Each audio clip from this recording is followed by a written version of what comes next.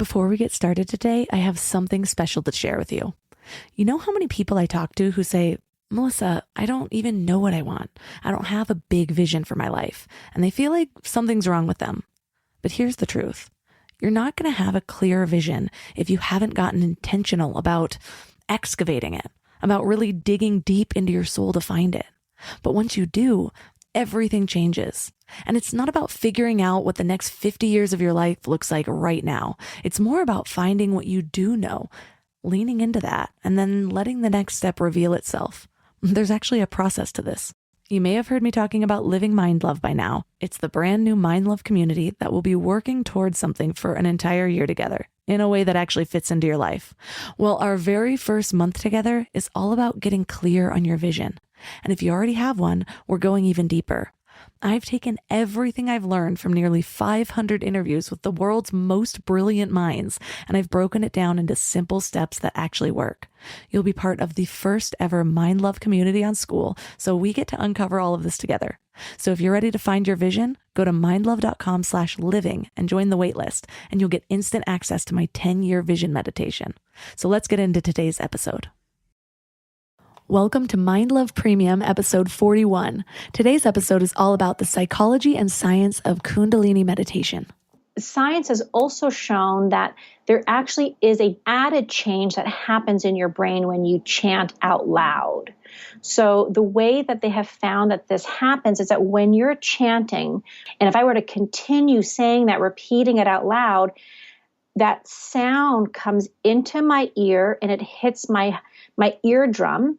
And then it bounces from the eardrum and hits my hypothalamus, which then connects to the pituitary gland, which calms you in your mind. So it literally calms the mind from the sound current of your own voice. Another research that was done a few years ago, and they found with all of these individuals in the study that by doing this, they were able to increase the white matter in the upper partial part of the brain. And they find that when you have more white matter, that you're able to emotionally process your everyday life better.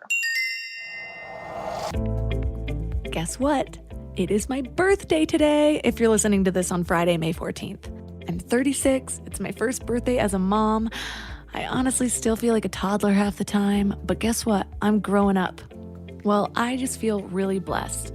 Blessed for all of you that listen to Mind Love week after week. Blessed for all of you that have left positive reviews or that have reached out to me on Instagram. So before we get started, I just wanted to send a little birthday gratitude to celebrate with all of you. Happy birthday to me. I love progress. I love technology. I just love things that make my life feel a little more efficient. But if we're being honest with ourselves, it's also making us a little more neurotic year after year. The constant stimulation, the consumption, the expectations, it seems like we're always being pulled in two different directions. On one hand, it's never been easier to just sit on the couch and get absolutely everything you need in life delivered to you. At this point, most people are even working from home in their pajama bottoms. But on the other hand, we feel even more of an expectation to look and dress a certain way, to have our homes decorated in a certain way. Now we're even supposed to dance well? Hello, TikTok. Well, comparison has never been this global. Instead of feeling envious of Becky down the street with her perfect waist and brand new car, we're comparing ourselves to absolutely everyone in the world with a social media account. It's exhausting. And sometimes it feels like it actually makes me a tiny bit insane. And the more we allow ourselves to be overwhelmed or distracted by all the little superficial things in life, the further we're pulled from the true purpose of our lives. And then we get all stressed and anxious, and life starts to feel like this hamster wheel of death. Whenever I'm being pulled in all the directions, I'm reminded to focus on my center, to find the stillness in the midst of the chaos. For me, that looks like yoga and meditation. Yoga helps me find my inner strength. It helps me connect to my breath, my life force, even when I'm struggling. Meditation helps me find my calm, even when my world is anything but calm. But what's really exciting is what was once thought to be pure woo is being proven over and over again by science. Meditation literally changes your brain.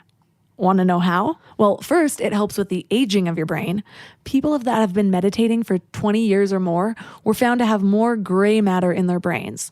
Gray matter is all about muscle control, emotions, memory, decision-making, self-control, like a lot of important stuff. One of the most interesting studies, though, in the last few years was carried out by Yale, and they found that meditation decreases activity in the default mode network, which is responsible for the monkey mind or ruminating. Well, this is super important because it's usually in the ruminating that we're making ourselves miserable. Want me to keep going? Okay. Harvard found that mindfulness meditation can actually change the structure of the brain. Just 8 weeks of mindfulness-based stress reduction was found to increase cortical thickness in the hippocampus. So this is the part of the brain that's all about learning and memory, emotional regulation, and self-referential processing. So basically making yourself the center of the universe. It also helps with concentration and attention. This one doesn't even take that long, you guys. One recent study found that just a couple weeks of meditation training helped people's focus and memory during the verbal reasoning section of the GRE. And in fact, the increase in score was equivalent to 16 percentile points, which is really nothing to sneeze at, you guys. I'll go quickly through the last ones, but it also helps with anxiety, including social anxiety. So hey, you can totally have more friends if you meditate. It helps with addiction. It helps kids in school. Are you convinced yet? So basically, I am always trying to find new ways to bring meditation and mindfulness into my life. And that brings me to Kundalini. I cannot tell you how many times I've been told the amazing benefits of Kundalini meditation, yoga, and breathwork. More people seem to have credited their spiritual awakenings to Kundalini than really anything else I've heard. With most people, including myself, it seems to be a slower process, like one nugget at a time, and often when they're processing some sort of hardship or trauma. But with Kundalini, people have stories of spontaneous awakenings or feelings of moving through dimensions, and that alone is enough to get me on board. So today we're talking about all of that.